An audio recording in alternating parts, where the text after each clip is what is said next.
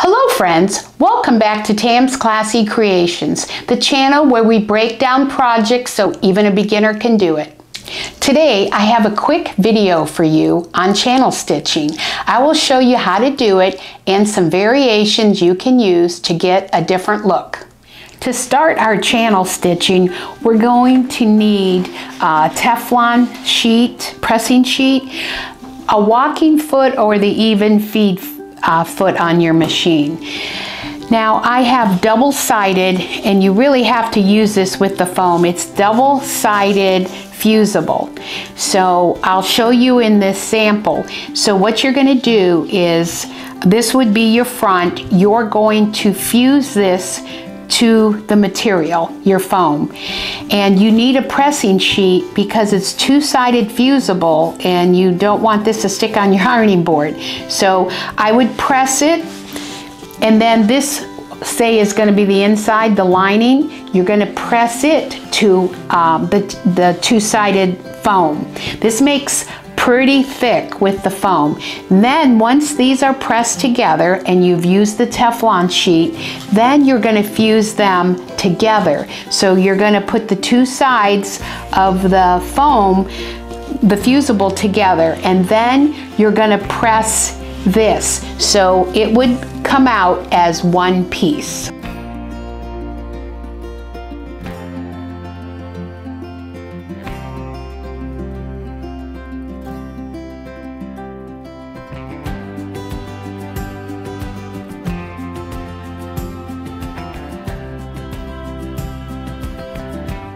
Now channel stitching is just sewing rows close together. Doesn't matter how far apart they are. If you were going to channel stitch this, you would want to start with a line. You want to mark your first line. Now in my sample here, I show channel stitching about a ½ inch. I like that. I go up, here is 3/4 in here, and it's 7/8 here, so it's almost an inch. So it doesn't matter. This is all called channel stitching. It doesn't matter how far apart the stitches are. So I'm going to show you some other samples. On this sample, I did my channel stitching about a ½ inch apart. I started out with a line going down the center, and I used this on my walking foot to get them spaced. This runs in the line on the ½ inch. On this sample, I used 1.5 inch strips. So by the time you take the 2/4 out, they equal finished 1 inch.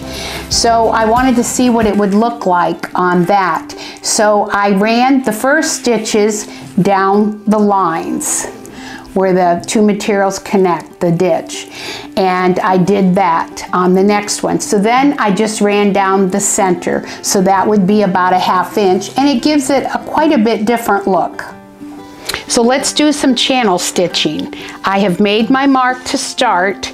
I have my quilting guide bar on here, and I've set my needle so I can get about a ½ inch between the rows.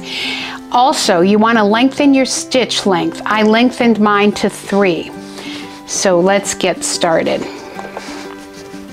We don't actually need the quilt bar yet.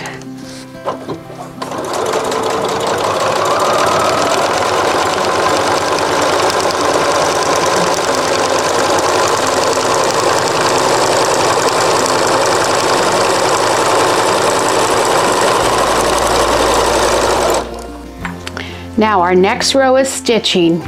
We're going to just line that quilt bar guide up on the row, and we're going to stitch just like we did and keep that bar in that line.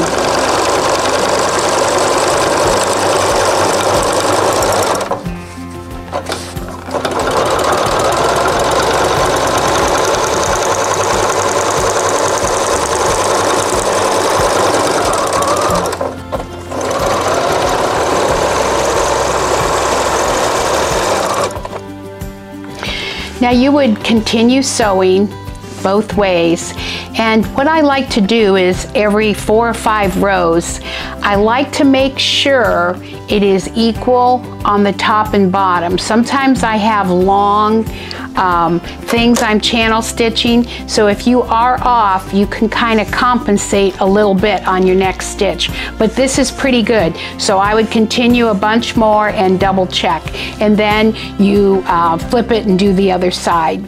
Thank you for watching the video. Please subscribe and hit the notification bell so that you'll be notified as I release new videos.